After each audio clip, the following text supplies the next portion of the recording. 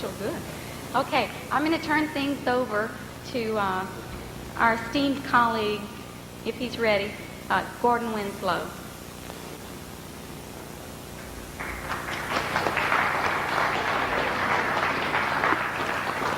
Thank you. I'm totally confused what's going on here, but everybody's a little jittery up here on the stage, and we're shuffling papers. We have some good presenters tonight, some very distinguished people, and they have some interesting things to say, and I don't think you want to hear me talk. So I'll get right into this. Connie's going to go first, in case anybody wants to know, and Mr. Gallinor is going to go second, and then we'll finish up with Doug. Connie Kreitzberg was a reporter at the Dallas Times-Herald on November 22nd, 1963. She interviewed two significant figures in the assassination inquiry. She remained a reporter until the 1980s and has written several articles and 2 books on the assassination. She was certain of a cover-up in 1963 and afterward. When working in Washington, D.C. in 1968, she was a volunteer in Bobby Kennedy's campaign for president until he was assassinated. Now, Connie tells me today that she has discovered some new information that has never been brought out before, and she discovered it just within the last couple of hours here in Dallas.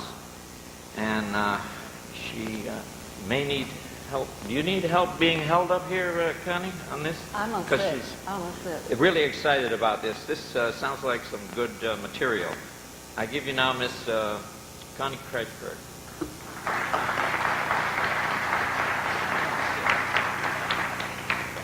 Is this on? Is this on? You're on. Okay. My last name was Watson in 1963. I was a reporter for the Dallas Times-Herald. I had lived in Dallas from 1951 until 1965, and in later years as well. My first job at the Herald was obituary reporter, the most hated beat on the newspaper. Now I'm going to skip ahead and cut short some of the things I'd written that I was going to talk to you about because of what I have discovered today. And the topic of my speech is, by the way, don't forget Dallas. Because to my surprise, I found a little bit more than I expected to. I said in the speech there were a lot of clues that were apparent at that time. I worked with one young reporter, a brilliant writer named Jim Cody, who I later discovered was at work on a book, and I'm speaking pretty much extemporaneously now, because he was writing a book within the year after the assassination, according to Betty and Jim Windsor, his closest personal friends here in Dallas. And then Jim, of course, was killed in, I think, September 1964. There were no papers found at his apartment, and I never knew a reporter who didn't come away with 1,000 papers wherever you go. His killer was supposedly found, but to spare the family any grief, they didn't go into the investigation as to why it occurred. Now, what happened to me on November 22nd, 1963, I've talked about for 35 years.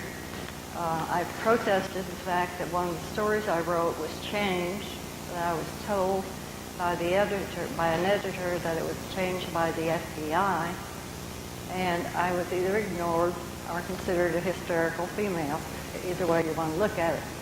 So after Gary Mack, who is archivist at the Sixth Floor Museum, posted a challenge to me, or maybe a pot shot, either way you want to look at it, on the internet last week, I did send one back to him outlining what had happened on this particular story and asked that I be allowed to look at what he was reviewing. Well, he did call me this morning, and I called him. I think I called him first, and he returned the call.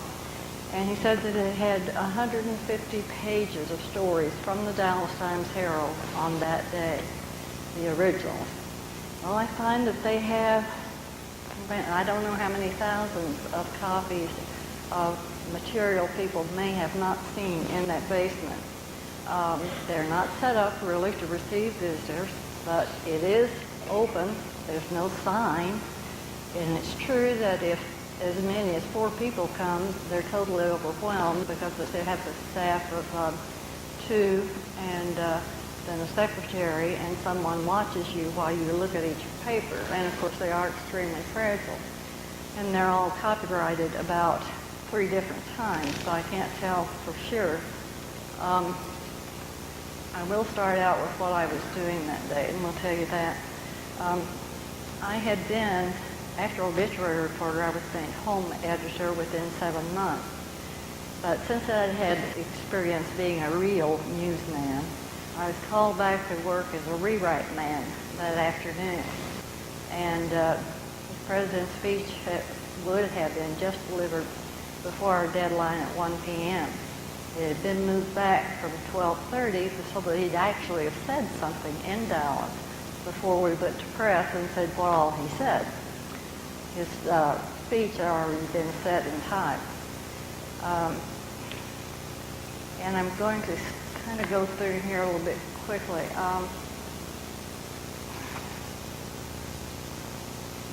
Vivian Castleberry, women's editor, had called and was dictating a story that I typed, which began, Dallas rolled out the red carpet today for President John F. Kennedy. And I found that story written by me in the stack of records. I also brought along, which Deb said she was going to try to show on the overhead, a front page dummy that was done ahead of time. Did have that. I'd like her to know some of the things it says on that. But anyway, Judy Castleberry was still speaking, and then the hotline on Ken Smart's desk, Ken was city editor, the hotline rang, and it went directly to police headquarters. And I never heard it ring before. Ken listened a few minutes and stood up. He stared into his face with his face the color of the white paper. He said, triple underpass shooting the president. From then on, we typed so quickly, ran, talked on the telephone, that there was no way to really know anything for sure. And this is quite evident when I looked through the 150 pages today and saw one story where shots came from the TSBG, which injured hit 6 or 7 people right there in Dealey Plaza. Also the story about the Secret Service man who was also killed. But there were many things that were erroneous. For instance, at one time a reporter walked down the broad center aisle and said, Lyndon Johnson is holed up in a downtown office building. Well, we didn't know why. Was he? I don't know. He was on Air Force One. My first story was written after talking to Mary Mormon and Jean Hill. Jim Featherston had taken them to the courthouse press room, a cluttered old office with Coke and whiskey bottles all around, and Jean thought she'd been abducted. Both women were, however, very cooperative with me. Now, an interesting thing I found today is that I discovered that original story written by me, and before I had become a reporter, I had been the legal secretary, so I was very explicit with what I put on my stories. It's in a stack somewhere, but anywhere my name appears, Watson, and then the title I gave to the story. And then I also put down financial, meaning that it was to appear in the financial edition. So that story was completely written by me, not corrected by the editors. They had no time to correct anything. It was just, in fact, when the first edition came out, very first, the first plate of it, Felix McKnight was already downstairs working to put together the story, and one paragraph appeared twice. The second story was the one that sort of gave me a lot of concern. At around 3:30 in the afternoon, I interviewed Drs. Kemp Clark and Malcolm Perry by telephone. Dr. Perry told me that the next room was an entrance room. The third story I did was a mood story of downtown Dallas about the fear and shock that was all over the city. And the photographer and I came to a stop in front of a nightclub with a sign with big dripping red letters saying closed, and that was Jack Ruby's Carousel Club. Then Saturday at my home, I reviewed my story about Mormon Hill. I think it's called Candid Snapshot Picture of Death or something like that. Circle it. And then realized that I didn't have the story on the wounds. It was not in that paper. I did, however, eventually discover it in the Dallas Public Library as it was written by me. And let's see, also I did go out and buy a paper that day. I am a little bit nervous right now because of what's happened today, and I'll explain why. I bought a paper. I did find the story, and it was about the doctor saw 2 wounds. Dr. Perry said the neck wound was an entrance wound. They were not sure whether the 2 wounds could have been connected in any way. We did not discuss bullet shells or anything like that. But a sentence had been inserted saying, a physician admitted that it was possible there was only 1 wound. And that's the one they told me that the FBI inserted. Well, the FBI was at the Times-Herald on Saturday to talk to Bob Jackson about the gun barrel that he saw in the window. And then on Sunday, they became concerned after Ruby killed Oswald as to where I stood. And so they went back to the Herald. The Herald called me and asked me, and I didn't remember because it was a mood story and we had just simply written what we saw and didn't write down the addresses. So I told them to ask Bill Beals, the photographer, where we were. He gave them the wrong address, and so the FBI went away. But then the wounds, why was it so important that they were connected? Well, we all know the answer now. It couldn't be a shot from the front. I'm going to leave from there to what Gary Mack has discovered within this huge pile of papers and go through some other things other than just my story. For instance, here's one written by Felix McKnight, with the initials FRM. As FBI Director J.Edgar Hoover ordered Dallas FBI men into the extensive search for the assassin, investigators reported finding the rifle thought to have fired the fatal shot. So that was at the very beginning. Here is the story. I'm just reading excerpts from things, and one of the reasons they are just small is that we were working so fast that we did not have time to walk across the room and put our papers into an end basket.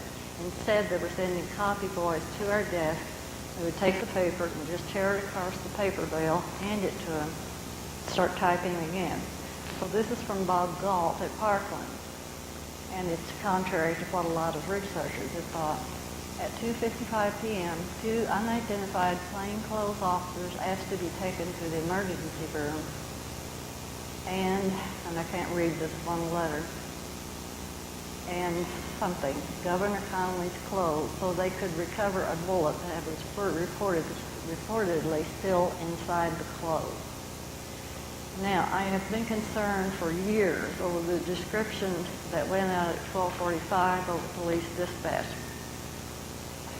3 minutes left. Okay. Here's the story very quickly. Lee Oswald, 24, a 30-day employee at the Texas School Book Depository, from whose building the assassin's bullet was believed to have fired, was arrested as the suspect in the fatal shooting of a policeman in Oak Cliff. The interesting part of this is that Otis Lee Campbell, vice president of the book dealer, said that shortly after the shooting, we raced back into the building and saw him in a small storage room on the second ground floor. Then we noticed he was gone. He didn't have permission to leave, and we haven't seen him since. I think that gives us more of a clue as to where the description came from. In one story, the suspect is described as 25 years old with blonde hair cut short. This is the last one.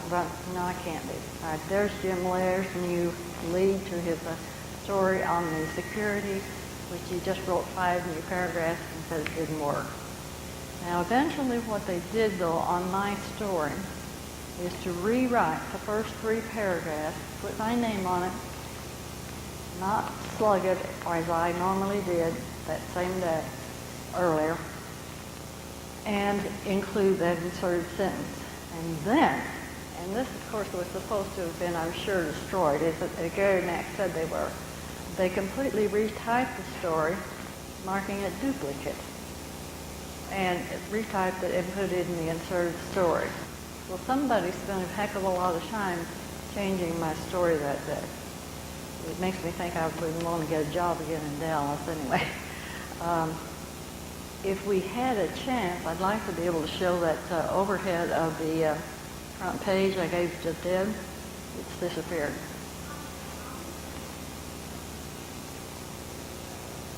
Okay, this was a front page layout that had been done before the shooting. And I thought it blows my mind. I thought you would enjoy it.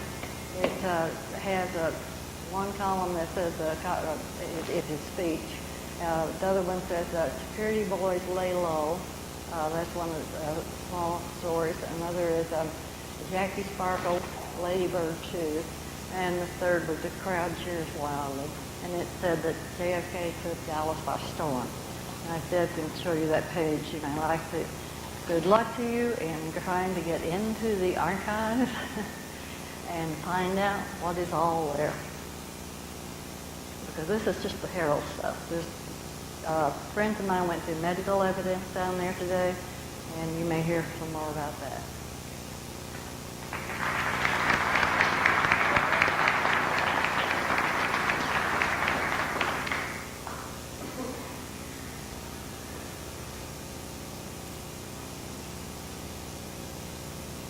All right, that slide's going to come up shortly. She wants to get it right. The next speaker, thank you, Connie. The next speaker is Stuart Gallinor, is the author of Cover Up. It's in the bookmart out here, in case you want to get a copy. His research on the Kennedy assassination dates back to 1964, some of which appeared in Mark Lane's book, Rush to Judgment. Mr. Gallinor taught mathematics for over 20 years, and he is the author of the textbook Calculus, A Visual Approach, and The Paradox of Tristram Shandy. He is a multimedia consultant and technical writer for financial institutions and the television industry, and resides in New York City. Today, a presentation will be on the 7 witnesses, saw a puff of smoke on the grassy knoll, and a Dallas police officer encountered a mysterious secret agent there. And I'd like to add that regarding Mr. Gallinor's book, Gaten Fonzie called me 2 days ago, and he was so excited he had just read this book, and he said it's the best book he has read in a long time on the JFK assassination because it doesn't make it difficult. It lays it out clearly and distinctly and makes it simple as it is. Doesn't confuse the reader. I just pass that along for your information. Mr. Gallinor.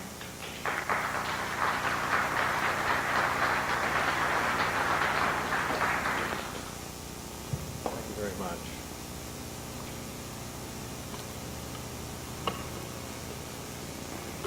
It's going to take me a second here to get ready.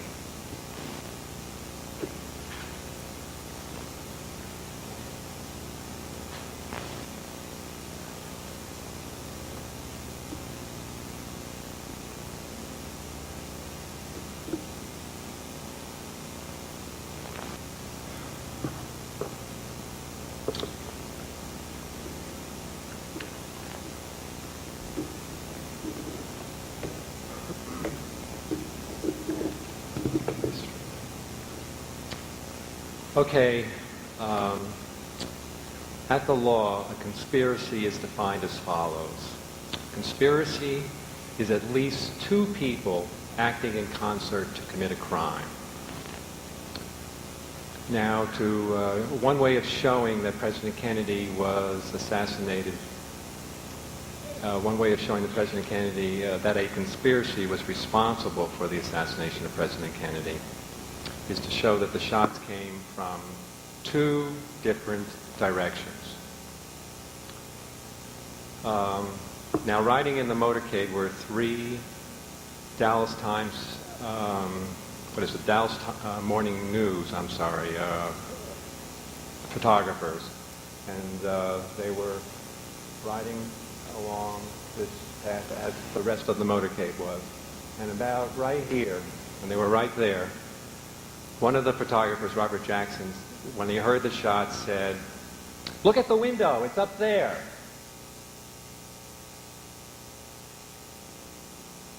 And he said, you could see the rifle protruding from the window. And Malcolm Couch, who was sitting in the middle of the two photographers, turned around and he testified to the Warren Commission that he saw the barrel being reseated into the book depository building. And then Thomas Dillard grabbed his Leica camera and turned around and took a shot of the region of the book depository that Robert Jackson was pointing to. But too late, there was no barrel shown in the picture that Dillard took. And then, some 30 minutes later, the Dallas police stumbled on a sniper's nest on the 6th floor window of the book depository building. It's a very cramped space. It's more of a sniper's nest, not for Oswald, who was 5'9", but for someone who's about 4 foot 2 inches. If you've ever been there at the 6th floor window, you could take a look, and a normal person can't find a seat there and rest the rifle on the boxes. But nevertheless, they were there. And so were 3 cartridges, and about 10 or 15 minutes later, the rifle was found on the 6th floor. Now you take all this evidence together, testimony of the 3 photographers and the sniper's nest, and this is substantial evidence that at least one shot was fired from the book depository building in the 6th floor window. Now there is an abundance of substantial evidence that the shot came from another spot. That spot we all know is the grassy knoll. This region, how am I going to do this? This region in here, there's a wooden fence along here, and many of the witnesses thought the shots came from there and ran up the knoll right after the assassination and beyond into the railroad yards. And parked cars were here. This was taken just before Oliver Stone filmed his JFK movie in Dealey Plaza. And supporting this evidence was the fact that 7 witnesses saw a puff of smoke come over the fence and out from under this tree during the assassination. Sam Hollins testified before the Warren Commission, and he said he saw a puff of smoke during the assassination. The Warren Commission admitted that he had seen it and then reported about it in their report, but that was it. They didn't give it any probative value whatsoever, and there the matter stood for 30 years. Ignored by our government and by the major media, until the magazine U.S. News and World Report decided to tackle the problem. Here's how U.S. News and World Report presented the evidence. This is a full page, page 86, from the September 93 edition. And that's not very clear, is it? Maybe I have something here. Very good. Thanks a lot. So the evidence, so the U.S. News and World Report presented or tried to contradict the evidence that 7 witnesses saw a puff of smoke. It's in this box right here, about a third of a page, called That Puff of Smoke. And here's a blow-up so we can read it better.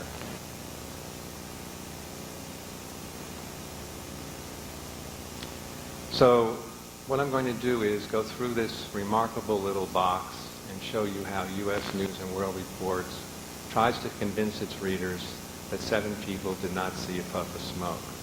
And if they did see something, it wasn't a puff of smoke. This is a remarkable little box because it has just 14 sentences in it, and 6 of them are out-and-out misrepresentations of the evidence. I don't know if there is a category for that in the Guinness Book of World Records, but this certainly should be one of the nominees. Here's the first claim. Others on the triple underpass with Holland saw no smoke. So they're starting out and telling you that no one saw smoke on the knoll except for Holland. And since he was the only one, he probably didn't see it either. He imagined it. Now, as I said, there are 7 witnesses who saw a puff of smoke. It's not just Holland. 3 other witnesses were interviewed by Mark Lane in his film Rush to Judgment. And you can still get that documentary. It was made over 30 years ago. And it was made by the same people in Chicago that have recently put out the newest version of the Zapruder film in conjunction with the Zapruder family and the Zapruder lawyer and the National Archives. There's a witness who made out an affidavit the afternoon of the assassination. In an affidavit, he said that he saw smoke or steam. And there are 2 witnesses that I interviewed back in the early 60s. And those interviews are in the National Archives. And we'll get to these various witnesses, but one I'm going to document right now is the reporter Ed Johnson of the Fort Worth Star-Telegram. He was writing, he was writing in the motorcade, and he was about here when he saw a puff of smoke. In fact, he wasn't the only person to see a puff of smoke. I say at least 7 witnesses because of what he wrote in his newspaper the next day, the Saturday, the first day after the assassination. Ed Johnson, Fort Worth Star-Telegram. Some of us saw little puffs of white smoke that seemed to hit the grassy area in the esplanade that divides Dallas's main downtown streets. Now he's talking about some of us on the bus that he's on. He's not talking about the 6 railroad workers who saw a puff of smoke. Oops, I don't have it. We'll have to go back. The 6 railroad workers who were standing here over Elm and Main who saw a puff of smoke right in that area.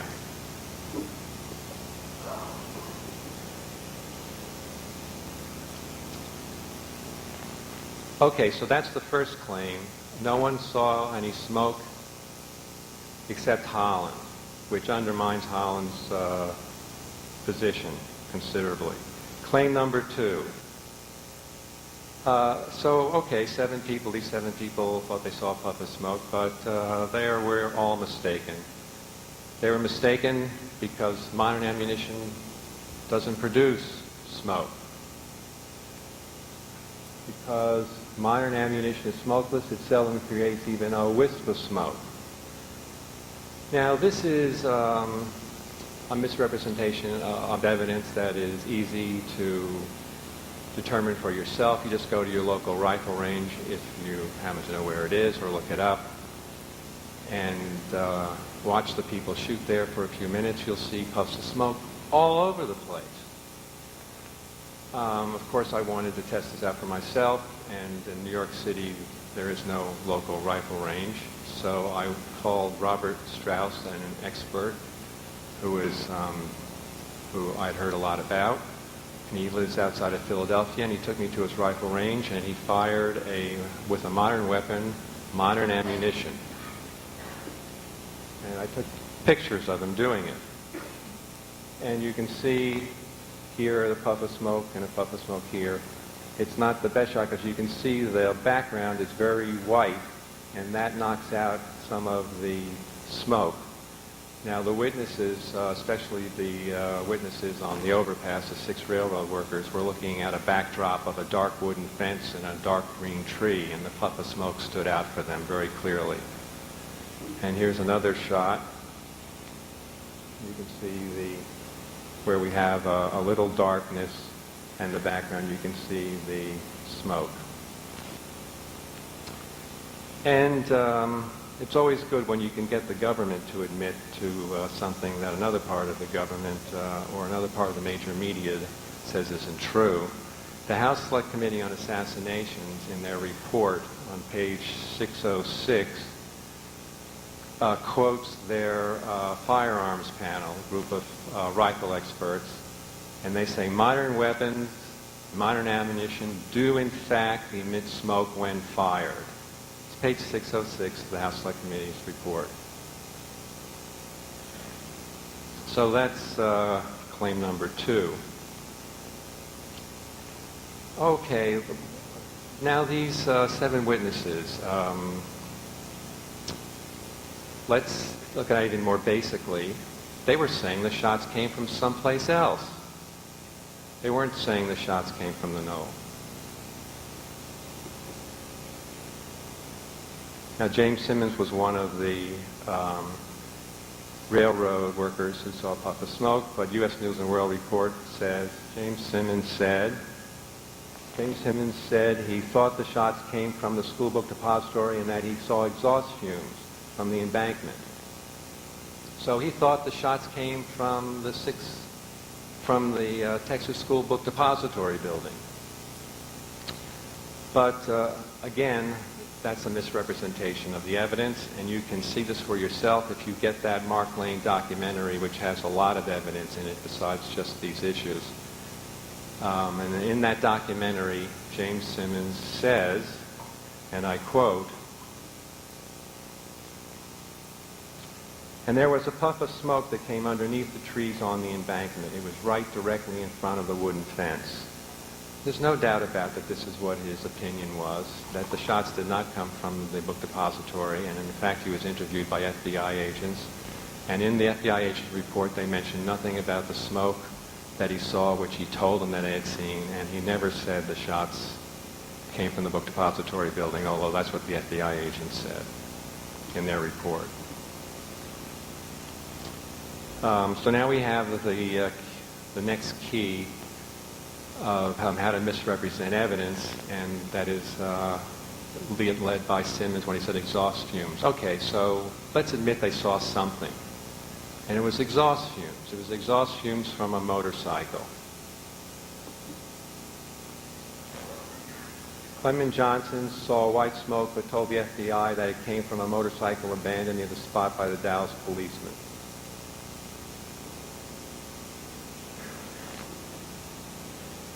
So I guess what we have during the assassination, the motorcycle officer veering off of the motorcade, riding up the embankment, scaring Zapruder half to death so he jiggles his camera too many times, rides along the embankment some more and then joins the motorcade and goes on.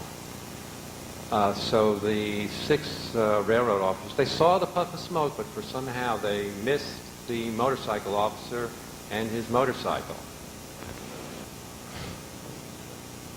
There was no motorcycle riding on the knoll during the assassination, as everyone can attest for themselves by looking at the Nix film, Moorman film, Zapruder film, and dozens of photographs that were taken.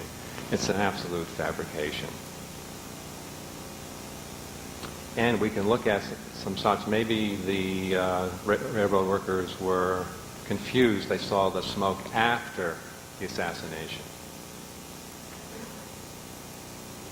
See where I am. Sorry about this.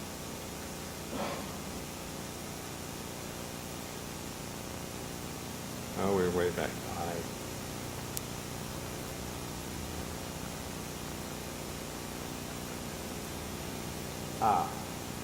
Yes, so Wilma Bond took 6 photographs of the knoll right after the assassination. This is one of them.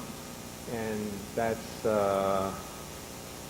Bobby Hargis right there. who was behind the motorcade to the left and splattered with blood and brain matter when President Kennedy was shot in the head. And here's his motorcycle, which he is abandoning, and he's running up the knoll. Notice the motorcycle is nowhere near this spot, the wooden fence or the tree where the witnesses saw a puff of smoke. Okay, so let's say it wasn't exhaust. Let's try something else.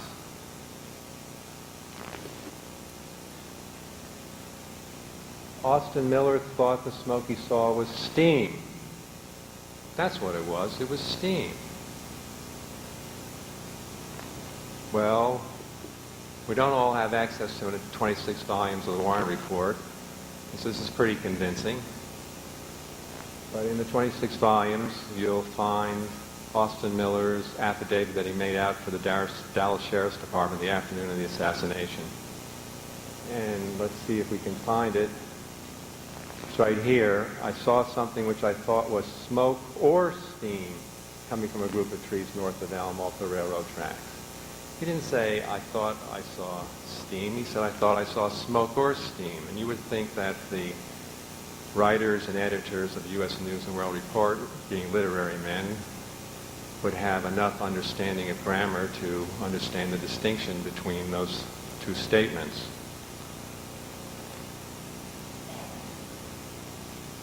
And they're not going to give up on this one. One last attempt. This is the sixth misrepresentation of evidence in this remarkable little box. It is likely that any smoke seen was in fact steam. The steam pipe ran along the wooden fence near the edge of the triple underpass. So there was a steam pipe running along the wooden fence. The steam pipe running along this wooden fence, and this steam pipe emitted steam right here, and that's what the Dallas Railroad workers saw was the steam from the steam pipe. Pretty convincing, except the steam pipe runs along this concrete wall on the overpass, and right here at the edge where it meets the wooden fence, it veers off to the left and is over 100 feet away from where the railroad workers saw the steam. And this is proven in Mark Lane's film, yet again, Rush to Judgment. I don't think he had any intent at the time, knowing so many years before that U.S. News and World Report was going to come up with the steam pipe. But there's the steam pipe in the film. And you can see it stops at the concrete, and here's the wooden fence, and it veers off. And that's Holland going over the pipe, and way down there is where they saw the smoke. It's over 100 feet away.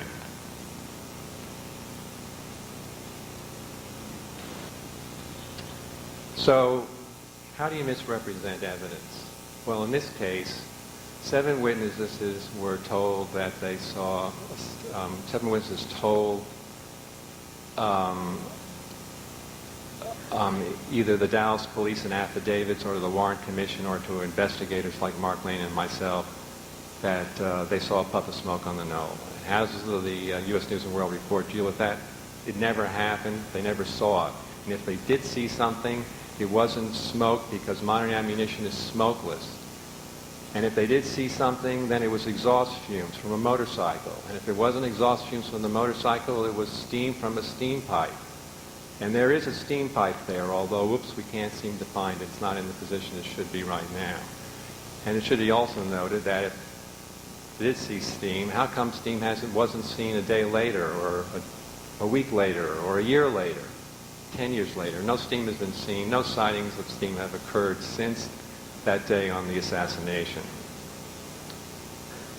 Now, on this issue, we'll move from U.S. News and World Report to a former FBI agent, James Hosty, who was responsible for shadowing Oswald when he returned from the Soviet Union. Hosty is a rather remarkable fellow in many ways. One of the things that he did was to destroy a note that Oswald had delivered to the FBI to him personally within 2 weeks of the assassination. And after Ruby murdered Oswald in the basement of a Dallas jail, James Halstead burned the letter. So we'll never know what was in that letter. We'll know what Halstead says is in the letter. We'll know what Halstead's secretary says is in the letter. They differ with each other. But that doesn't mean we will ever know what's in the letter. So Halstead now is wrapping up his career as a former FBI agent, and he wants to write his memoirs, and he did. He easily found a publisher that rejected my book, by the way, but I show no hostility to that. And his memoirs are called Assignment Oswald. And he's going to use all his forensic talent that he has, brings it all together, to put to rest this business about people seeing puffs of smoke on the grassy knoll. And here's what he writes, and I quote, "Of all the people standing in Dealey Plaza, only one described seeing a puff of smoke near the tree line along the grassy knoll. That's it, nothing more. Over the years, many conspiracy theorists have taken this puff and either extrapolated a second gunman out of it or have distorted the evidence to prove there was a second gunman." That's how Halstead handles that evidence. Can I have about 5 more minutes? Thank you.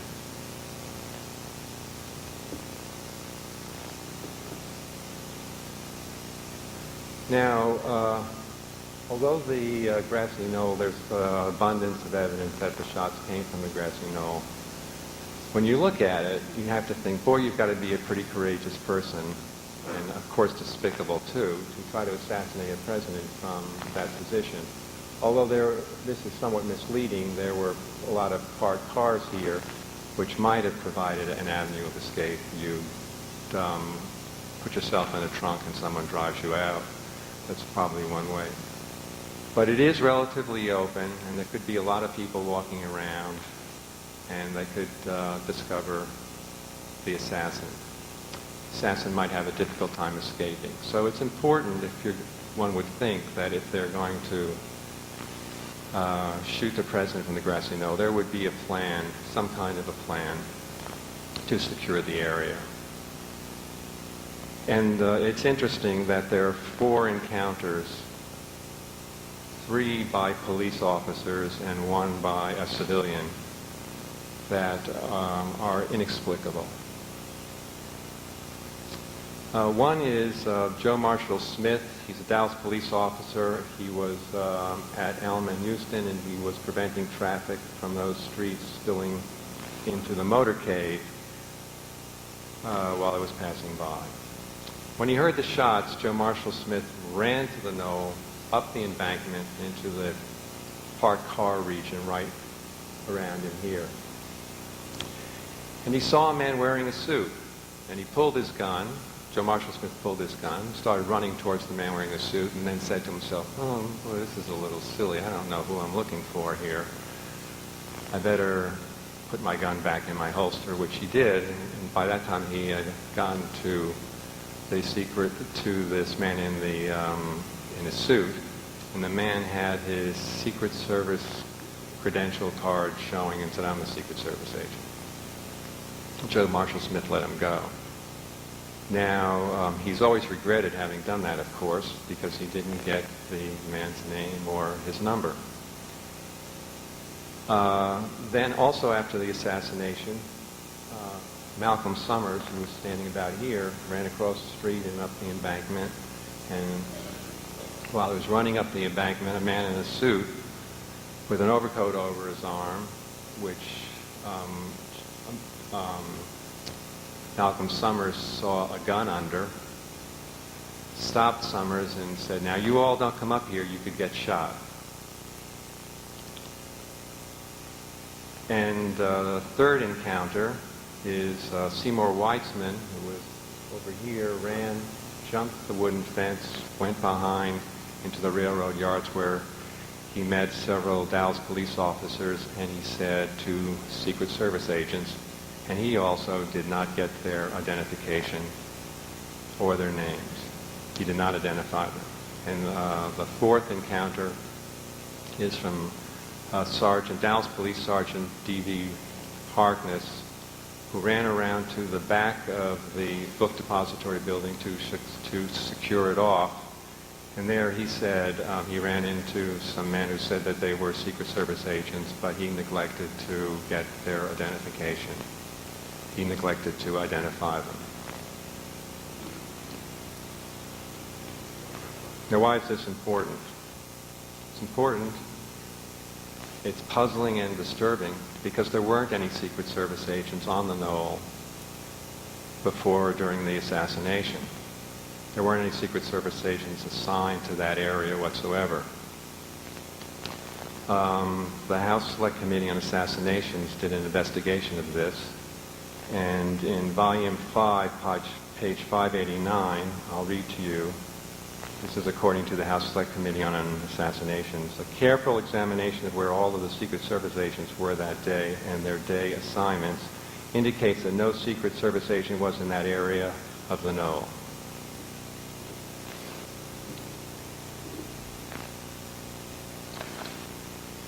So these encounters have raised serious questions. Who were these Secret Service agents? And what were they doing on the knoll at the time of the assassination or right after the assassination? If these were genuine Secret Service agents, why didn't they come forward to report to the Warren Commission or to their superiors and tell what they saw and heard? And why did the Warren Commission make absolutely no attempt to find out who these agents were and to question them?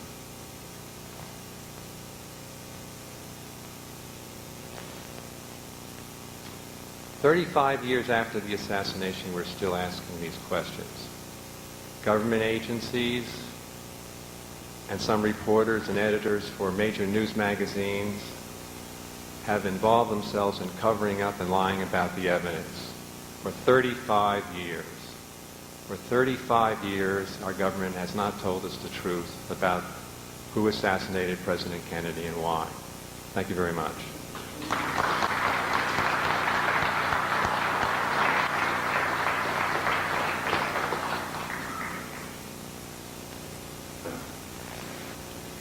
Thank you, Stuart. I forgot to mention when I introduced him that there's going to be a book signing after this in the bookmark. Do you have that slide, Deborah, ready for Connie?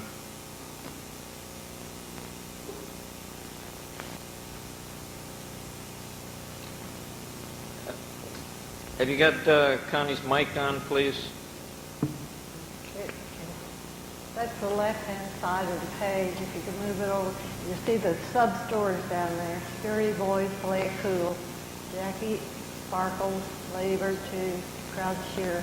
And over to the right is his speech. And it's just startling to see that still in the collection of papers that was supposedly destroyed.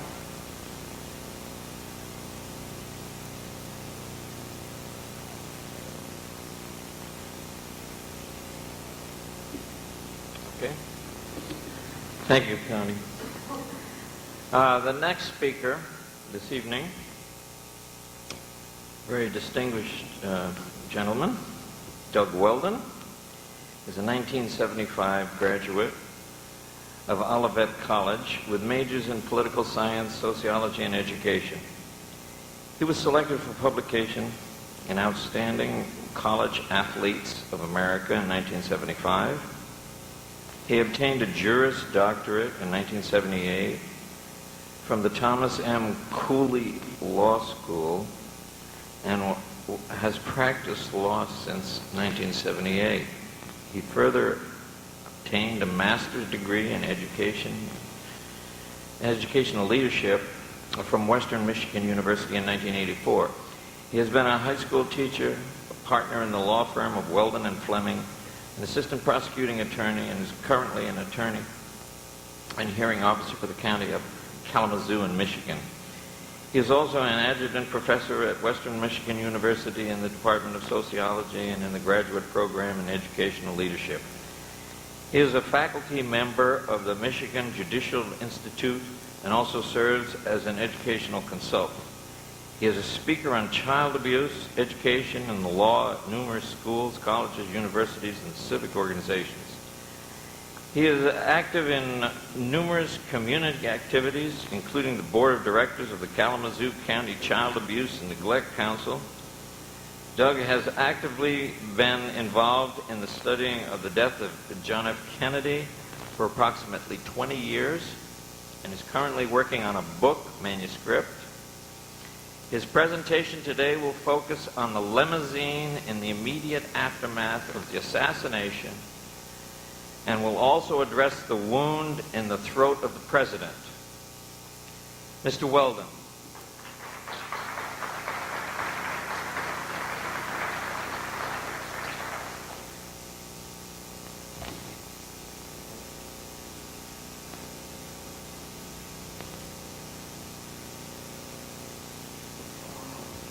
Thank you very, very much. It is indeed a pleasure being here this afternoon. And as was indicated, I have been involved in the study of the assassination for almost 20 years. And in those 20 years, I've experienced the same frustration and promise that each of you have. I have tried to operate on one premise, and that premise is that if we are indeed a democracy, then our history deserves truth. It has been said that history is the myth that people choose to believe. And I would like to continue to remove the official myth about November 22nd, 1963. And my talk this evening will hopefully be another step in that direction. What I'm going to say tonight is not necessarily new, but it is a reaffirmation and corroboration of the work that many outstanding people have addressed in the past. But I suggest that if we could only examine the evidence that we have and use each piece of evidence as a piece of a puzzle, then we as a nation could have enough pieces of that puzzle to see a picture. And that picture would conclusively show that John Fitzgerald Kennedy died as a result of a conspiracy that continues as the official response of our government and its apologists. Martin Luther King Jr. once, when asked about his lack of patriotism because he criticized the Vietnam War, responded that he only criticized those things that he cared about and that he loved his country. He criticized his government because he knew what it should be. Our country collectively shares a shame by allowing myth to perpetuate and thrive. And tonight I criticize our government because I too care.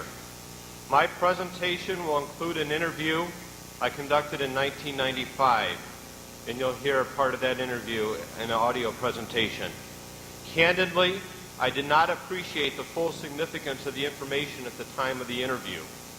Today, I equate what I thought was a small piece of the puzzle that I talked about as analogous to what people thought was a small scrape on the side of the Titanic. This information should cause each of us to reevaluate our thoughts about that day in the month of November 1963. In the course of the 20 years, I have personally interviewed many people, including members of the Dallas Police Department, who were an important part of these events that day. I believe, and I say this candidly, I think it needs to be said, that there are members of the Dallas Police Department that have been unfairly criticized over the years. We will never know what kind of investigation they would have conducted because much of the evidence was taken away from them. Though it is probable that some of the Dallas police force may have cooperated with a falsification of evidence or perhaps even in a more sinister fashion, the officers I have spoken with were committed to the standards of the high service of justice. Unfortunately, at least some members of another group that should have been committed to those same standards did not permit the legally proper handling of evidence by those members of the Dallas Police. As it's been indicated, a great majority of my working life has been on the, quote, good side, unquote, of the criminal justice system. I've been part of government. I've been a prosecutor. However, that day there were people that I believe that did not hold that high standard, and those people worked for the United States Secret Service. There is little argument that the most important piece of evidence that day was the body. As probably most or if all of you know, that piece of evidence was illegally removed from Dallas by the United States Secret Service. However, there was another piece of evidence that was also removed that day. That piece of evidence was second in importance only to the body because at that time it was a piece of evidence that nobody could plant or nobody could alter at the scene. It was also an important piece of evidence that the investigators of the Dallas police were also not allowed access to. That piece of evidence was also illegally removed from Parkland Hospital and also by the Secret Service. It would have been able to perhaps have told us a different story than the one that we later heard. I am, of course, referring to the presidential limousine. What I intend to present this evening is not necessarily new. It has been chronicled in many books and articles. However, it is a new look at credible evidence that should cause you to look at it in a different light. I'm going to address two questions. What happened to the limousine shortly after the assassination and why? And second, can we now explain the likely origin of the shot that caused the entrance wound to the throat of the president?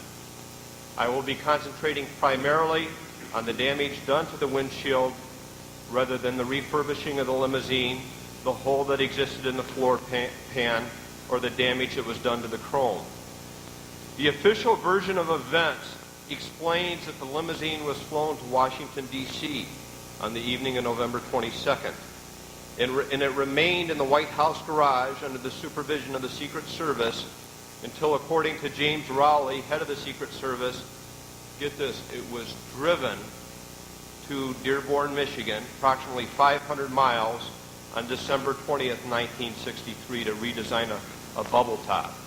And then it was then driven from Dearborn to Cincinnati, Ohio on December 24th, 1963 to manufacture and install a bullet-resistant bubble top. I want you to understand this piece of evidence, this limousine, supposedly blood-stained, whatever damage done, is driven, I'll tell you, I don't know how many of you are familiar with Michigan winters, but is driven on December 20th, casually down the highway, I guess, 500 miles to the Ford Motor Plant. This was the explanation that Mr. Rowley provided in a letter to Mr. J. Lee Rankin, who was General Counsel of the Warren Commission. This letter was dated January 6, 1964. That version has not only been questioned by critics, but other mainstream reportings have also provided some other scenarios. Let's examine some of the different versions of what happened to the limousine in the aftermath of the assassination. The fact that such numerous and different stories exist should by itself raise our suspicion. First of all, I want to move up from 1963 to the House Select Committee. They became very confused about what happened to the limousine. I've got a chronology of the events that they examined. They examined 11 dates regarding the limousine after the assassination, and it began on November 22nd, 1963. And they noted there were clear discrepancies in the testimony about 4 of those 11 dates. One such example was that according to the records of Hess and Eisenhart, this group in Cincinnati who does modifications on the limousine, their official records indicate that the limousine was delivered to them on December 13th, 1963. Remember, Rowley says it never leaves the White House garage until December 20th. In an article done in Car Exchange in 1983, it was reported that the car was delivered around December 12th to Hess and Eisenhart in Ohio. Another version, Charles Crenshaw, one of the Parkland physicians, notes, and I quote from his book, 3 days after the assassination, November 25th, he says a guy named Carl Renas, head of security for the Dearborn division of the Ford Motor Company, drives the limousine, helicopters hovering overhead from Washington to Cincinnati.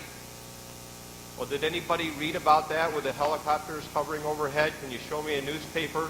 Can you show me a magazine that documents that? But he says, in so doing, this guy notes several bullet holes, the most notable being the one in the windshield's chrome molding strip, which he said was clearly a primary strike and not a fragment. He then says the limousine was taken by Renas to Hess and Eisenhart, goes to Dearborn, then to Cincinnati, but 3 days afterwards where the chrome molding was replaced. The Secret Service told Renus to keep your mouth shut. Renus recalls thinking at the time, Renus was not unsharp. He says, well, something's wrong. Well, no question about it.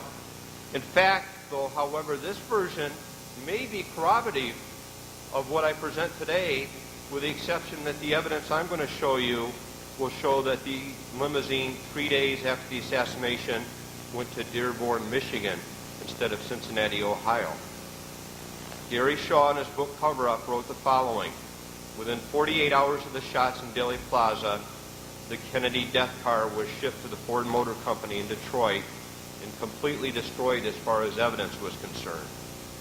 Essentially, Mr. Shaw was correct, as was the late Penn Jones Jr., noting the same information. One of the most intriguing accounts, when we look at all the accounts, was presented by Ford Motor Company employee F. Vaughn Ferguson, who in an inter-office memorandum dated December 18, 1963, described himself being in the White House garage from November 23rd through November 27th, with kind of an implication that he was there for a few days after that, too. He said that he was involved in cleaning blood from the vehicle and actually removing and installing new carpeting. He's consistent with Rowley's letter to Rankin in that he actually testified before the House Select Committee that he drove the limousine to Dearborn on December 20th, 1963. However, this sounds good. It sounds like it corroborates Mr. Rowley. There's some interesting flaws with Mr. Ferguson from the Ford Motor Company. Two of the four discrepancies I referred to in the House Select Committee's chronology related to Mr. Ferguson's testimony. Here is how he described the windshield when he examined it on November 23rd, the day after the assassination. He says, examination of the windshield disclosed no perforation, but substantial cracks radiating a couple of inches from the center of the windshield at a point directly beneath the mirror. Directly beneath the mirror. I challenge anyone here today or anywhere to show me a diagram, report, or picture showing the crack or damage at a point directly beneath the mirror. Did Mr. Ferguson really see the windshield, or was this part of the cooperation and complicity of the Ford Motor Company with the Secret Service? Even more interesting is an examination of the White House garage logs, which chronicle people coming into the White House garage. And I believe that's my first overhead. If you look at this, we do not see Ferguson's name until November 26, 1963. Again, he says, I'm there from November 23rd on. Though this is not conclusive, we have to ask what unique status would Mr. Ferguson have had that he would not have been logged in, especially on this November 23rd date that he says he first went into the White House garage and examined the vehicle.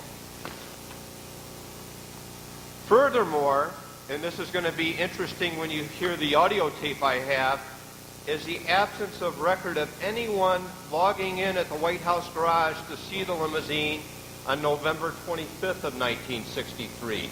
You're going to see two names there that appear in the early morning hours. The last name appeared at approximately 5:15 a.m. One was to check a furnace. The other, it has no indication that it had anything to do with the limousine. Other than that, nobody sees this limousine. Nobody is logged in on November 25th, the Monday after the assassination.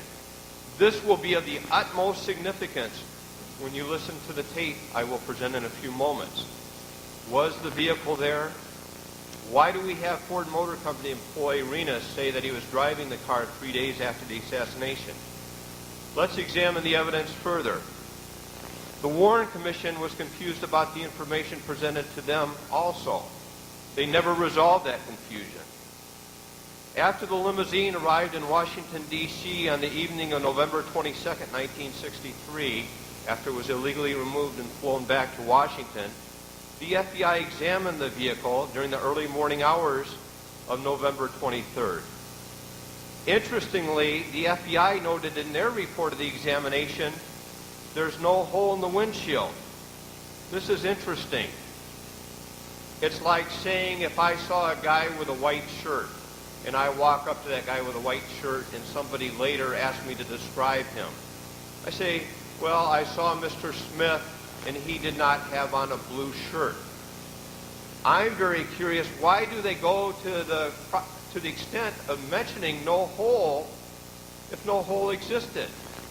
You can state the negative forever. You can say, well, there weren't any pictures of Fred Flintstone on the windshield. There were no crayon marks. They go out of their way to say there's no hole. You could put up my second overhead. It's interestingly, two Secret Service agents, who I don't believe that were part of the reindeer games that night, Carl Taylor and Harry Geiglin, state in their report, and you can see it up there, a particular note was the small hole just left of center in the windshield from which had appeared to be bullet fragments were removed. Small hole in the windshield. They're standing right there at the same time as these FBI agents, and they're describing a hole in the windshield that the FBI goes out of the way to say, well, no hole. The windshield later became a point of further controversy. I'm going to refer to David Lifton's book in a footnote that he described in Best Evidence. After the examination, Lifton noted, the next week a windshield was removed from the automobile and stored in the White House garage. In March 1964, the Secret Service sent a windshield to the FBI laboratory, which determined that it contained no hole, only damage to the outside surface. The inside surface was smooth. Rowley, in his letter, however, to the Warren Commission, talks about two other FBI agents who were not noted in anyone's report as being present the night of this examination on November 2nd. And they claim that they ran their hands over the windshield. The outside surface was smooth and unbroken. Keep that in the back of your mind. The outside surface of the windshield is smooth and unbroken. On November 27th, 1963, according to Rowley, shortly before the windshield was removed from the limousine, it was examined by Secret Service agent Roy Kellerman, who ran his hand over the outside of the windshield and found it to be smooth. Smooth again. Outside of the windshield, smooth. The damage he testified, he said he saw damage on the inside surface. So Kellerman says in his Warren Commission testimony, that indicates a shot from the rear. However, the glass that was in the limousine on that day was safety glass. Safety glass responds just the opposite of regular glass. If you could put on the next overhead. What we see, if you can move that up a little bit, the bullet is on the bottom is hitting the outside of the windshield. It will be smooth on safety glass, and as you see on the top, the damage goes to the inside of the windshield. So what Mr. Kellerman was doing was corroborating a shot from the front. Another interesting point. Mr. Kellerman says, yes, I did all this examination on November 27th. However, Mr. Ferguson, the guy from the Ford Motor Company, who, if you ever see his document, and hopefully I'll get a booklet prepared of that, indicates very touchingly that, yeah, he saw this blood, he saw the windshield, but the windshield was removed on November 25th by personnel from the Arlington Glass Company and put in a stockroom under lock and key. When he wrote his memorandum on December 18th, Mr. Ferguson claimed that he had not seen the windshield since November 25th. It was put away. Did Kellerman actually see a windshield on November 27th? 2 days after Ferguson said it was put away under lock and key? What windshield did he see? What's going on here? Who's not telling the truth, and why are they not telling the truth? When Kellerman testified before the Warren Commission in March 1964, he was asked to run his hand over the windshield and testified the opposite of his first statement. Now he says, on the inside, it feels rather smooth today on the inside. Just the opposite of what he said before. Lifton in his book also recounts the research of another researcher who interviewed a guy named Bill Ashby, who testified that he removed the windshield on November 27th. It was Ashby's recollection that the inside surface of the windshield was damaged. As you're going to see in just a short moment, I'm going to present to you evidence that the original windshield that was in Dallas, November 22nd, 1963, at the time of the assassination, was removed and destroyed on December 25th, 1963. Did the Secret Service substitute a windshield with a crack that they fabricated? Was that the windshield that Ashby and Kellerman examined on November 27th? Is that why they described a windshield with inside damage, indicating a shot from the front? Did they then realize that safety glass shatters in the opposite direction than regular glass, and they had to change the glass again? Is this why it's described in so many different ways? Please note that Kellerman, even if he did not participate in the conspiracy, could not lie when he was before the Warren Commission when he described it, because the glass was right there for anyone to feel. Another very interesting sidelight.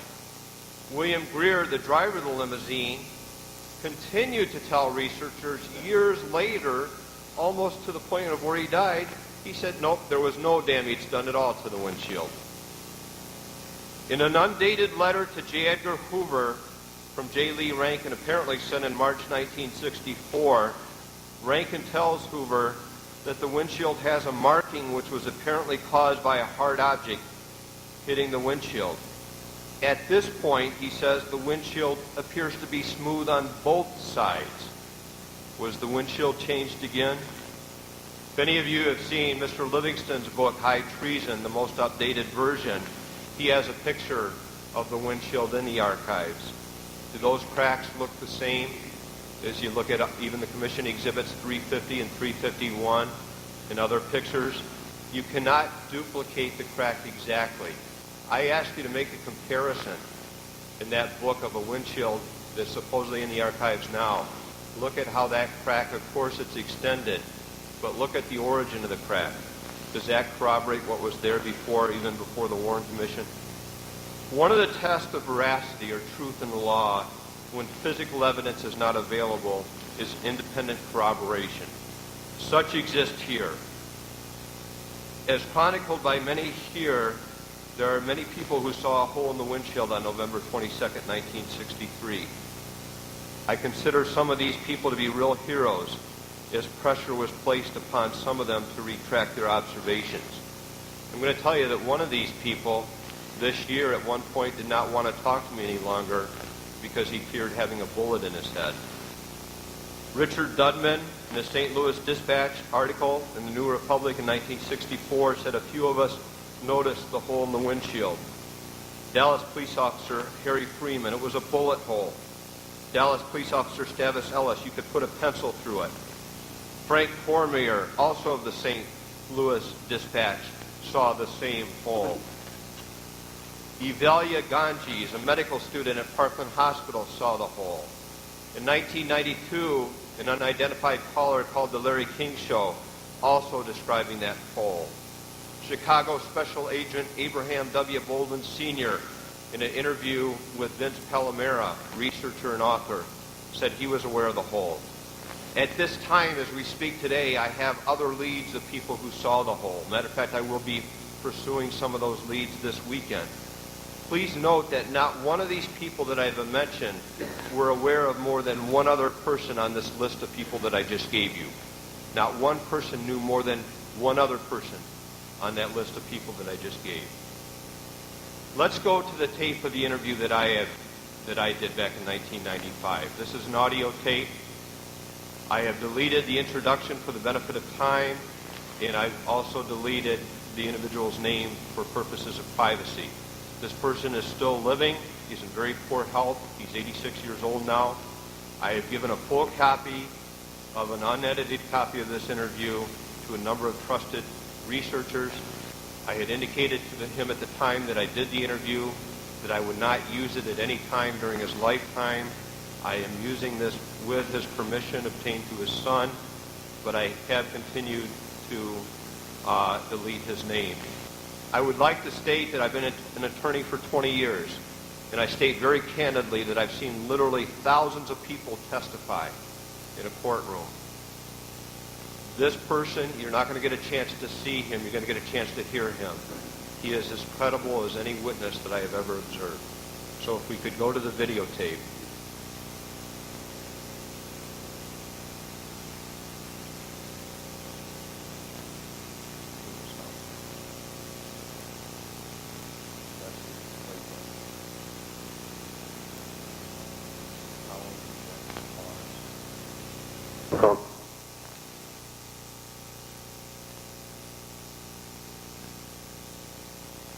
Before 1963.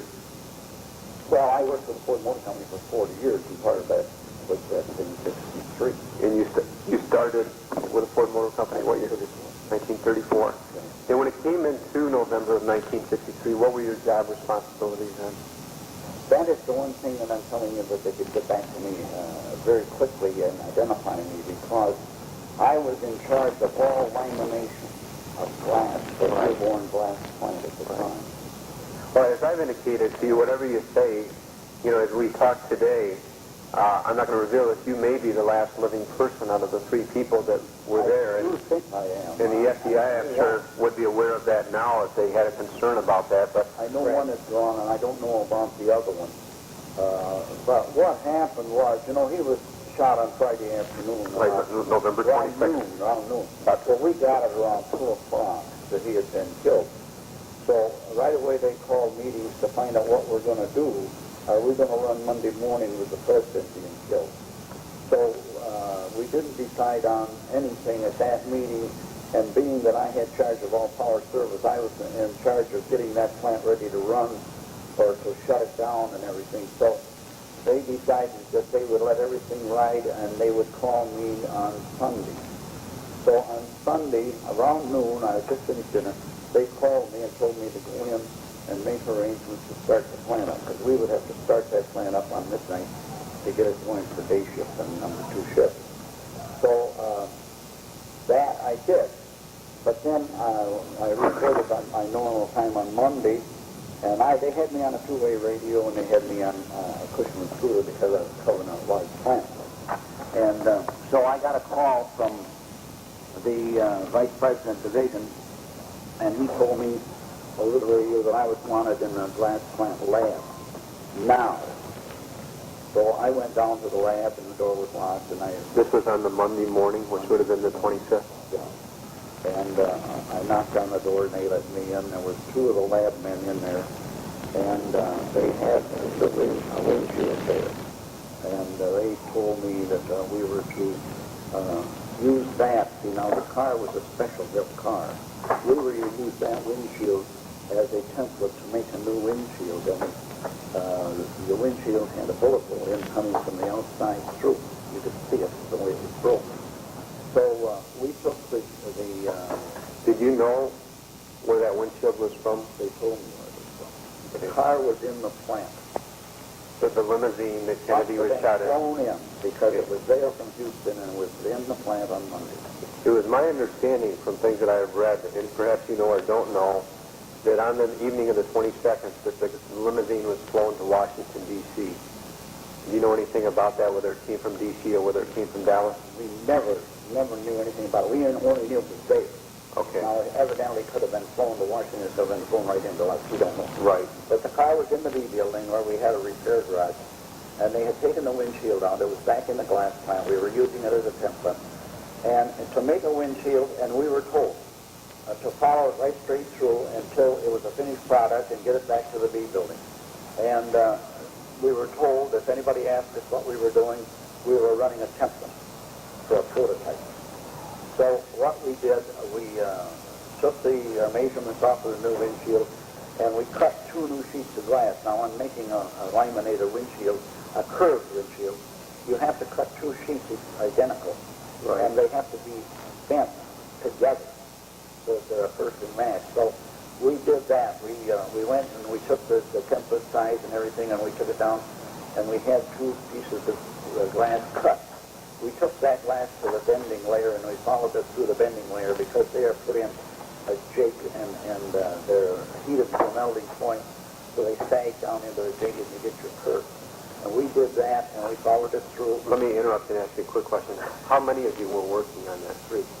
Was there, Rob and myself. was there anybody else there, like the FBI or the Secret Service? Nobody? No. Okay. I don't know whether they even knew the car was there. They must have, but nobody bothered us. Did they secure the three of you in a place? No. Okay. No.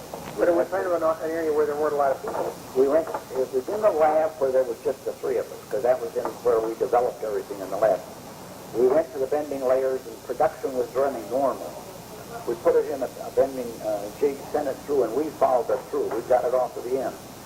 From the bending layer, we took it to lamination. In lamination, we put a vinyl sheet between those two sheets, and we send it through the laminator. And we bent. I'll be with you in a minute. And they laminate it together, just stick it together with heat. From there, it goes into the autoclave. Now, we took it back to the lab, and at that time, we were autoclaving 5 tubs at a time. We took a 5-tub stack, and we split it. We put the windshield in the middle tub, and we put 2 on top of it, and we sent it through to lamination. Now, when it went to lamination, this was my entire responsibility was lamination. I laminated all the windshields, or my department did. And we laminated it. And we took it out of the press, we took it to the washer and washed it, we took it out of there. It was a finished windshield.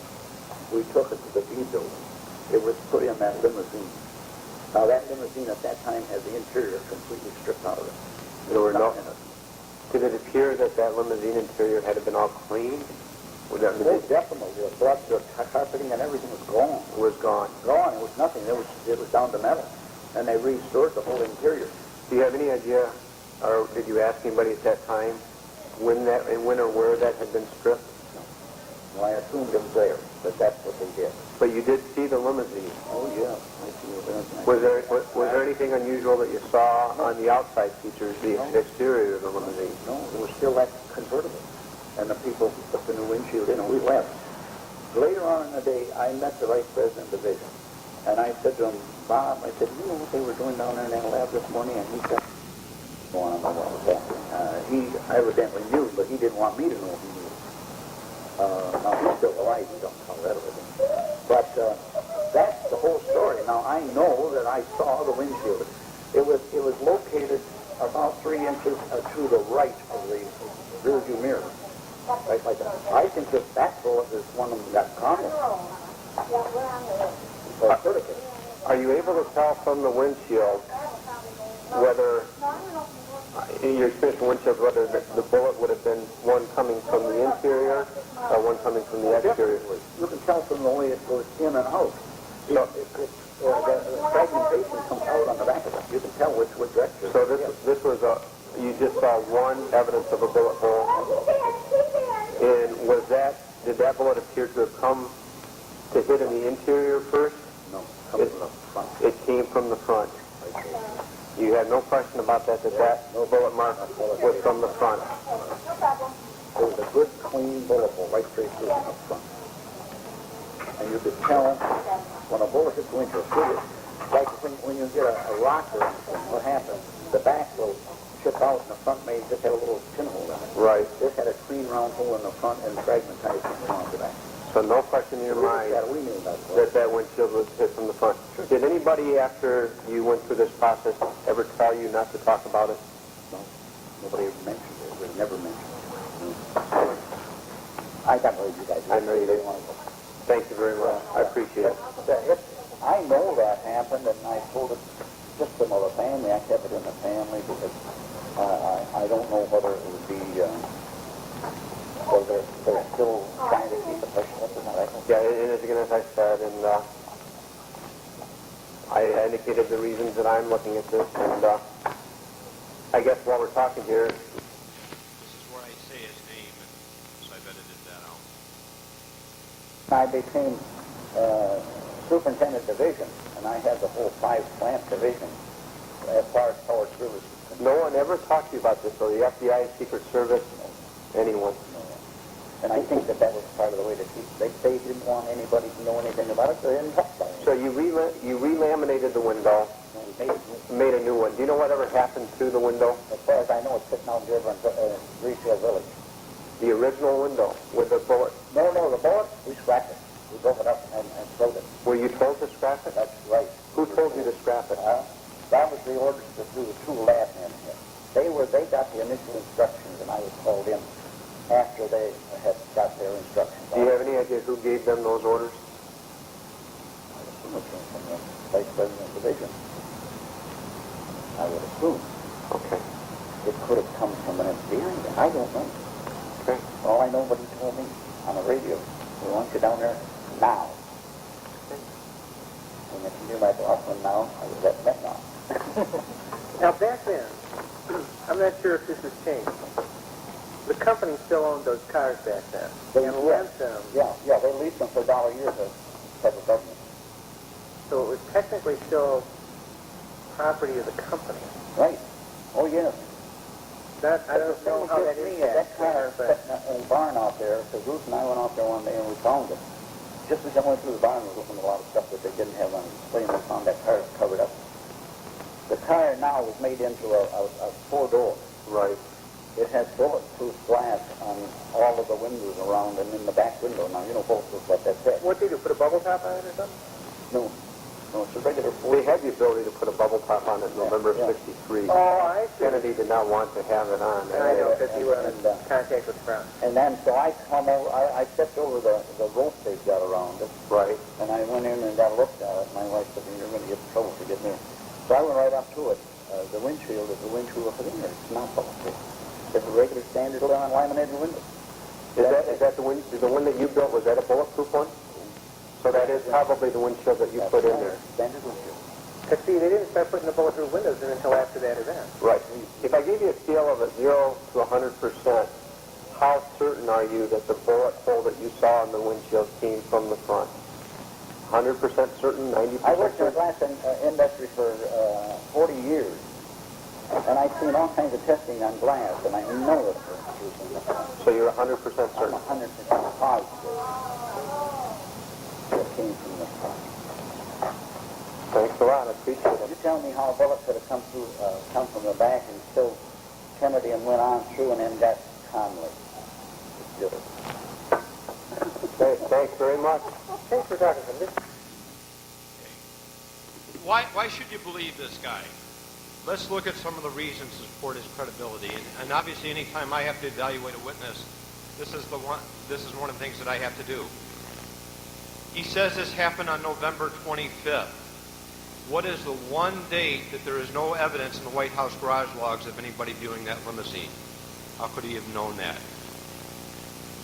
He does not know of anyone, nor has had contact with anyone I have named today, who saw a hole in the windshield. He's one of those people that he doesn't know any of the other ones. He spoke with me with great reluctance. You can hear the background noise you hear, that kind of muffled and stuff. That is his wife encouraging him, let's get out of here. Her last statement to me was, we've got family, you know. He was in 1963, as he was in 1995 when he spoke with me, continued to be very concerned by what he saw. 4, he's not a researcher. 5, he's not a researcher. He's never read any books on the assassination. He's mistaken about things that he should be mistaken about. Like he says, yeah, the plane came in from Houston. Well, if I wanted to contrive a plot, I would have my facts down well. The limousine did belong to the Ford Motor Company. It was not leased for $1 a year, as he said, but it was leased for $500 per year. You would not be wrong about these basic facts. He's never been to Dallas, did a simple job for 40 years for the Ford Motor Company, had a simple responsibility, and was only certain of what he saw. He would have no way of knowing that his observation would be corroborated by other evidence, especially the knowledge that there would be geographical evidence that I'm going to talk about that just demonstrates one unique place from which the shot could have been fired. Furthermore, where he describes the spot, is the exact spot that these independent witnesses also saw the hole. And I'm going to refer to Mr. Fetzer's book in a minute. Dr. Fetzer's, we're going to see the Alton's photograph, and I'm going to show you the location of that hole. That's where he drew that for me. He doesn't want any attention or publicity. As I said, I had promised him not to use this information during his lifetime, and I only do so today with consent obtained by his son, and I believe the urgency we face in solving this murder, and I have agreed not to publicize his name at this time. I verified that he talked about this within his family since 1963. This isn't something that 20 years later, all of a sudden he popped up to his family and say, oh boy, while we're talking tonight, I've got an interesting story about something that happened in 1963. He talked, I verified this. His son is a physician and an attorney. He recalls his dad talking about this just like he said at the dinner table since 1963. His dad was very troubled by what happened. There's no reason for him to fabricate this evidence. There's nothing that he wants for this information. He doesn't want a book. He doesn't even want this in a book right now. Doesn't want any money. Doesn't want any notoriety. He held a unique position at the Ford Motor Plant in 1963. At the time of this interview, he would not tell me the name of the vice president at Ford that gave him those orders. I do have that person's name now. That person may still be alive. And I hope maybe to do some tracking with that, or perhaps if somebody would be willing to assist with that. The most important part of support of this veracity, and I submit the conclusive verification of the legitimacy of this disclosure, is that at the time we spoke, he was not aware that there was any other windshield in existence other than the one that he built. He was not aware that after he built this on November 25th, that they put the new one in, that there was a cracked windshield presented to the Warren Commission. He was not aware that there was a windshield in the National Archives. Remember, he said years later, when the car went to Dearborn, to Greenfield Village, he said, yeah, we went in and I looked at the limousine and I saw this flawless windshield, and yep, there's the one that I built. At the time we talked, he thought the windshield that he saw in Dearborn was the one that they replaced that night. He had no idea that this was a controversy. He had no idea that there is a windshield supposedly sitting in the National Archives that indicates that there was no hole. The significance of this is overwhelming. 2 people in the United States had the power and authority to approve of this movement of the car from Washington, D.C. to Dearborn, Michigan. Those 2 people are James Rowley, head of the Secret Service, and Lyndon Johnson. The windshield shot creating the hole had to be the first or second shot. Stavis Ellis told me that he saw a shot hit the ground shortly after the Elm Street turn. FBI agents who were investigating for the Warren Commission told him he could not have seen such a shot. People have argued, if we had an early shot there and you're aware of this, that it could not have been from the 6th floor because the tree was in the way. However, I suggest to you that if a shot was taken from any rear location, the first shot, and as it hit on the ground, as Stavis Ellis and many others described, that it didn't matter where it hit. It could have been a diversion shot. People's attention that were there in Daly Plaza, and some of you were actually there that day, would be drawn to the nearest sound. If you examine all the records, it is very interesting that some witnesses said the shot sounded like a firecracker. Some people thought the firecracker, it sounded like it went off right by the limousine or in the limousine. I can tell you of one phenomenon, and you can test this out yourself, that will sound like a firecracker in the limousine, and that would be a bullet hitting the windshield is going to make that sound. If we were going to lend credibility to my witness from Ford, where would that shot have taken place? The best evidence of a shot appears to be in the Alton's photograph. I'm going to need the slide projector on. Do I just need to hit this?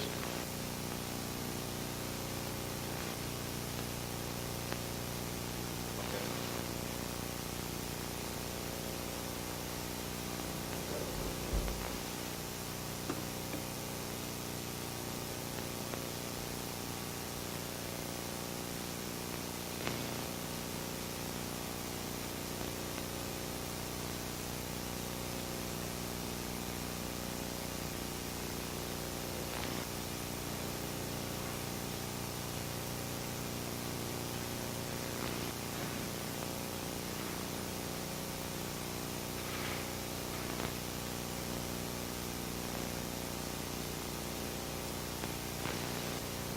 Okay, this is the famous Alton photograph. And I'd have the two people to thank Mr. White for giving me a copy of this slide. But what you're going to see is very evidence in the book Assassination Science, right around Kennedy's ear, just a few inches away from the windshield. You're going to see evidence of a crack, and I believe evidence of a hole. Matter of fact, it's the only point where the hole could have occurred. If the crack is there, the hole has to be there if you believe all of these witnesses. No other place it could have happened. We have evidence, and Connie has mentioned this today, that the throat wound was an entrance wound. Dr. Malcolm Perry referred to it as an entrance wound several occasions. November 22nd, Charles Baxter looking at the hole. One would have to think, and my immediate thought was that this was an entry wound because it was so small. McClellan, it had the appearance of the usual entrance wound of a bullet. Ronald Jones' wound in the anterior neck was an entrance wound. Dr. Charles Carrico, a small penetrating wound. Dr. Gene Aiken, this must have been an entrance wound. Nurse Diana Bowron, well, that looked like an entry wound. And we can see in the photograph that you can see this clearly. Kennedy is clutching his throat at this time. Damage to the windshield. Evidence of hole to the windshield. Obviously, we know that at this point, this had to be the result of one of the first shots because of the location where this is at. I have made one assumption. If you believe that the evidence of the hole in the windshield, I'm making the assumption that the shooter was trying to hit the president. We see damage to the windshield. We see the president clutching his throat. Is there any place in Daley Plaza that could account for the origin of such a shot? I was able to find one place that worked perfectly to the exclusion of any other location. There is no other place in Daley Plaza that can account for such a shot where we know the windshield was damaged. We don't have to bring in the Zapruder film. We don't have to talk about ice bullets. We don't have to talk about a flechette from the umbrella. And that spot is going to be from the south side of the underpass. I need to go to the video. We got to shut the slide off, right?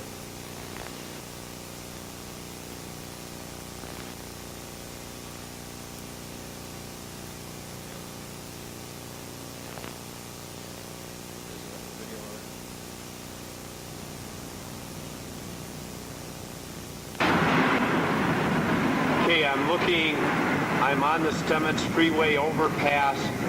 I'm looking down directly in front of the depository where we know where the first shot hit, where the first shot was believed to have hit.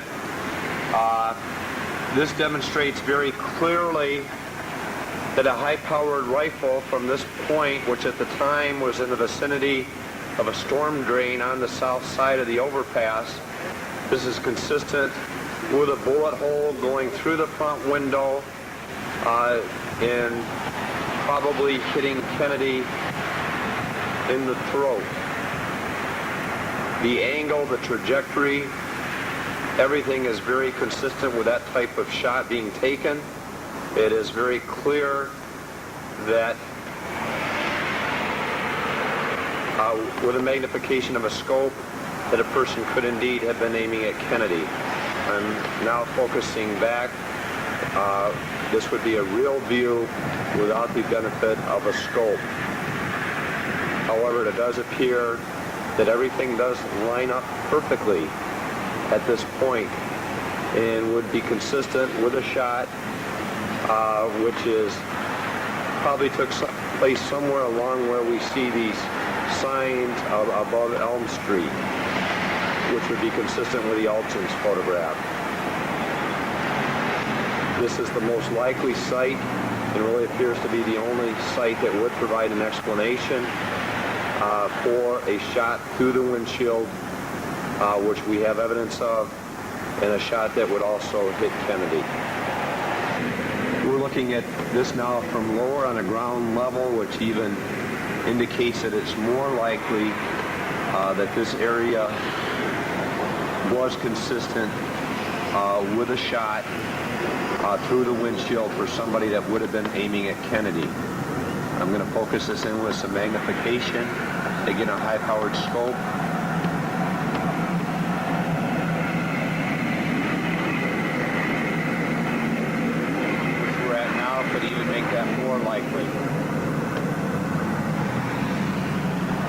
the trajectory, everything seems to line up perfectly from this point. This point was where the sewer drain was in 1963. That area is now paved over. Directly from the overpass to one of the holes in the overpass. Okay, this Winslow is telling me I have to act like Lady Godiva and draw nearer to my clothes. So I'm going to have to, I've got some slides that would demonstrate this even a bit more clearly. And I've got some more footage where what I did was take a tube and use it like a scope. I tell you the trajectory from that angle where we know the hole was works perfectly in line with Kennedy's throat. With a high-power rifle, it's no problem. I was on the south side of the underpass where the storm drain was that is now paved over. Well, I got to finish some other stuff up, and with my time, if I had more time, I'd like to do that. But there are some other things that I got to follow. Okay, was there any corroboration for such a shot? Though not critical here because it had to work, I wanted further validity. I read every book, every bit of material I could find. Read about Hargis in the Texas Monthly Magazine this month. Talks about how he went over to the south side of the knoll after he went up the grassy knoll, went up by the overpass. All that says is that he suspected something could have happened. But I wanted corroboration, and I thank God for Penn Jones Jr. I came across something very interesting in his book, Forgive My Grief 4. And it says, quote, one witness to the assassination of President Kennedy told this writer that shortly after the shooting, he observed a woman being taped by a TV camera. He heard her say that she saw a shot fired from the south side of the railroad overpass as the president was killed. To our knowledge, there is no record that this tape was ever shown on TV. In fact, we have never learned the identity of the woman. The witness did not know her name, but he stayed up all night hoping to see himself on TV. That one unidentified woman closes the loop. It is the only practical and reasonable explanation of the shot that hit the president in the throat. The trajectory was perfect. Furthermore, not one observation by any witness I have mentioned today, the physical evidence of the hole, or the statement of this woman can work together with any other explanation. Each observation only makes sense if the other evidence I have presented today is true. That passes not only the test of personal observations, geographical constraints and timelines, but it corroborates the physical evidence that could not be altered. I can state today that beyond any reasonable doubt, there is evidence that was not destroyed. And that lies in the testimony, the independent corroboration, photographic evidence, and in Daley Plaza itself. That evidence shows that on November 22, 1963, a shooter fired a shot from the south side of the underpass, with the likely result of that shot being damage to the windshield and a serious wound to the throat of John Fitzgerald Kennedy. Was it a difficult shot to make from there? I've talked and communicated with a number of experts.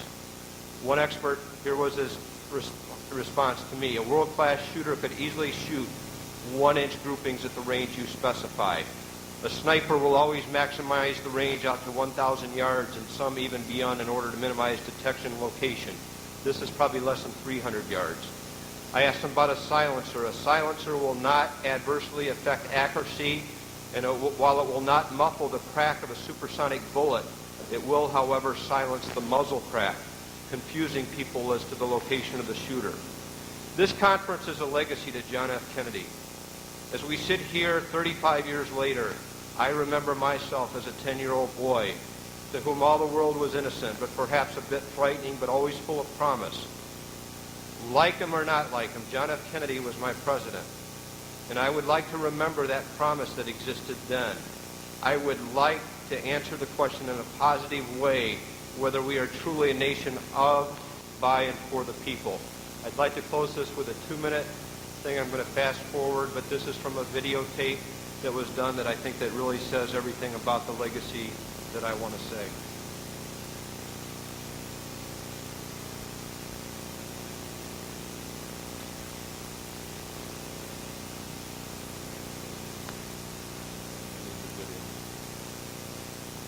A very inconspicuous place because everyone would have been focused on the limousine and would have been either down on the plaza or some other vantage points. I'm looking through a tube which would make this equivalent to a scope. And actually, this is unbelievable how this could correlate with a shot. We see a bus turning now. Right there, the shot would have taken place.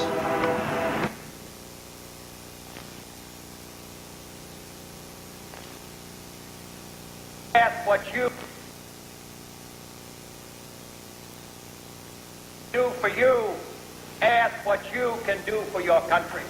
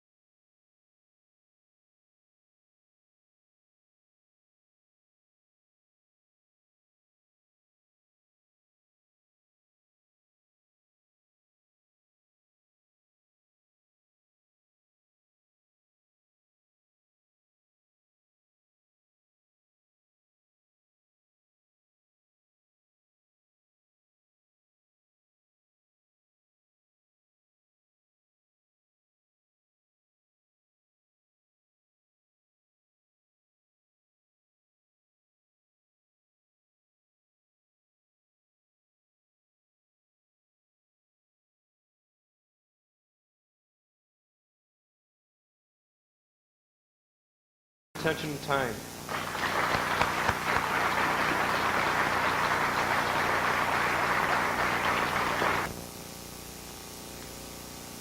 You know, some of you have been involved in this research a lot longer than I have, and you've seen a lot of presentations and you've read a lot of books, but I don't think that I've ever seen one quite like this or been so moved as I am right now. It's always been my dream that people would study the assassination to learn more about the man, and I have never seen this tape before, and I thank you so much for bringing it and showing it and making it part of your presentation, Doug.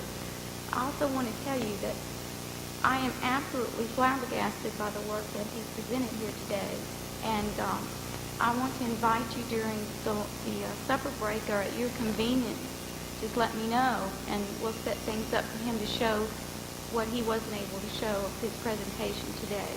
So just let me know and we'll announce it. Thank you.